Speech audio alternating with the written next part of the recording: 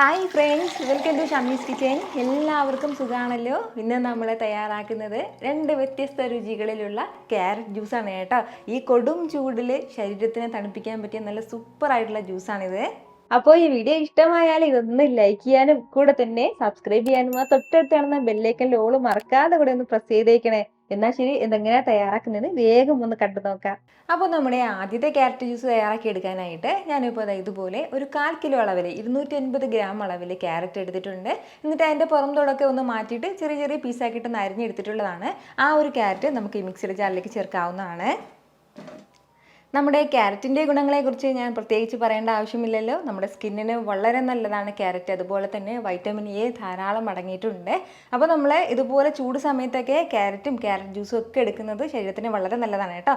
അപ്പോൾ ഇതുപോലെ ആവശ്യത്തിനുള്ള ക്യാരറ്റ് ചേർത്ത് കഴിഞ്ഞാൽ പിന്നെ നമുക്ക് വേണ്ടത് ഇതുപോലെ നമ്മുടെ മല്ലിയിലയുടെ ആ ഒരു സ്റ്റെം മാത്രം മതിയാവും, ആ ഒരു തണ്ട് മാത്രം മതിയാവും. ഇല നമുക്ക് ആവശ്യമായിട്ടില്ല. ഈ ഒരു സ്റ്റെം കൂടി നമുക്ക് ഇതിലേക്ക് ചേർക്കാവുന്നതാണ്. അപ്പോൾ നമ്മുടെ മല്ലിയിലയിൽ തന്നെ ഒരുപാട് ഗുണങ്ങൾ അടങ്ങിയിട്ടുണ്ട്. അതുപോലെ തന്നെ ഡയബറ്റിക് പേഷ്യൻസിനൊക്കെ എടുക്കാവുന്നതാണ് മല്ലിയില.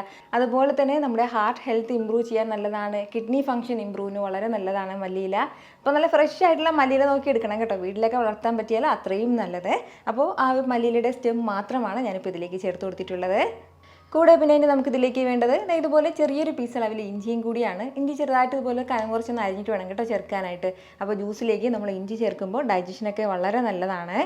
ഇനി വേണ്ടത് ആവശ്യത്തിനുള്ള വെള്ളം കൂടിയാണ്. 1 കപ്പ് അളവിലാണ് നമ്മളിപ്പോൾ ഇതുപോലെ അരിഞ്ഞെടുത്ത ക്യാരറ്റ് എടുക്കുന്നതെങ്കിൽ 1.5 കപ്പിൽ അളവിൽ വേണം വെള്ളം വെക്കാനായിട്ട്. കൂടുതൽ വെള്ളം നമ്മൾ ഇതിലിപ്പോൾ വെക്കുകയാണെന്നുണ്ടെങ്കിൽ ആ ജ്യൂസിൻ്റെ ടേസ്റ്റ് പാടെ മാറിപ്പോൾ കൂടുതൽ വെള്ളത്തിൻ്റെ ആ ഒരു ടേസ്റ്റ് കൂടുതലുണ്ടാവും. അപ്പോൾ അതിൻ്റെ പേരിൽ കുറഞ്ഞ അളവിൽ മാത്രം വെള്ളം വെച്ച് കൊടുത്താൽ മതിയാവും.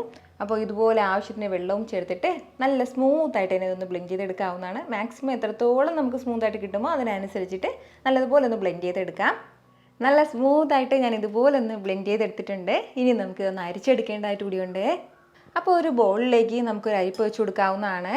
ഇതിലേക്ക് നമ്മുടെ ജ്യൂസ് ചേർത്ത് നന്നായിട്ട് തന്നെ ഒന്ന് അരിച്ചെടുക്കാം. നമ്മുടെ ഈ ക്യാരറ്റിൽ ഉണ്ടായിരുന്ന കംപ്ലീറ്റ് ജ്യൂസും ഞാനിപ്പോൾ ഇതുപോലെ നരിച്ചെടുത്തിട്ടുണ്ട്. ഇതുപോലെ ക്ലിയർ ആയിട്ട് നമുക്ക് കിട്ടും കേട്ടോ. അപ്പോൾ ഈ ബാക്കി വരുന്ന ഈ ക്യാരറ്റിൻ്റെ വേസ്റ്റ് നമുക്ക് കളയേണ്ട ആവശ്യമില്ല. ഇതിലേക്ക് ഒരു അല്പം പഞ്ചസാരയും കൂടി ചേർത്തിട്ട് നമുക്കൊരു ഫേസ് സ്ക്രബായിട്ട് ഇത് ഉപയോഗിക്കാവുന്നതാണ്.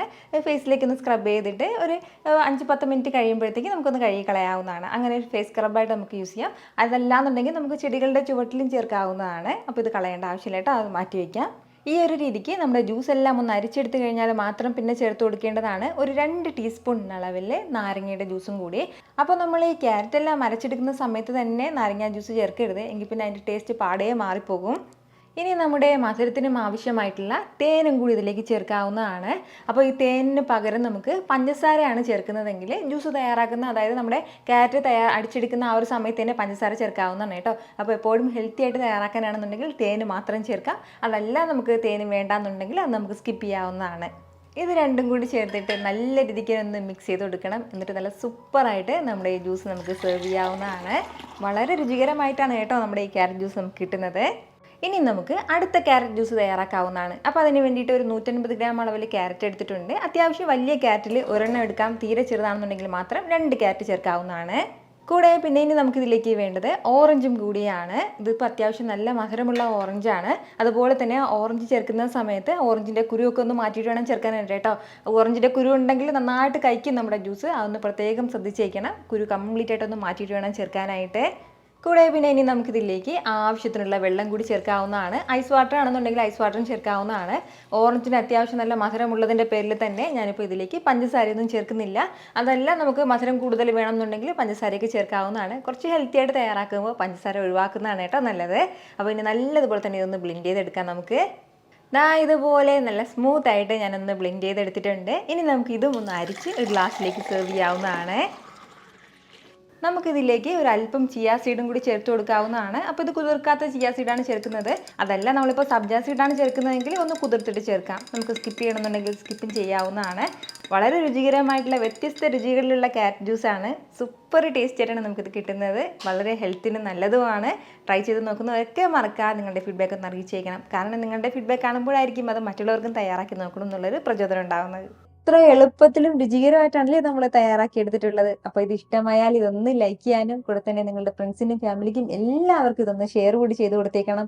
ഇതുപോലുള്ള റെസിപ്പിക്ക് വേണ്ടിയിട്ട് നമ്മുടെ ഷാമീസ് കിച്ചൻ ചാനൽ ഫോളോ ചെയ്യാനും സബ്സ്ക്രൈബ് ചെയ്യാനൊന്നും ആരും മറക്കരുത്.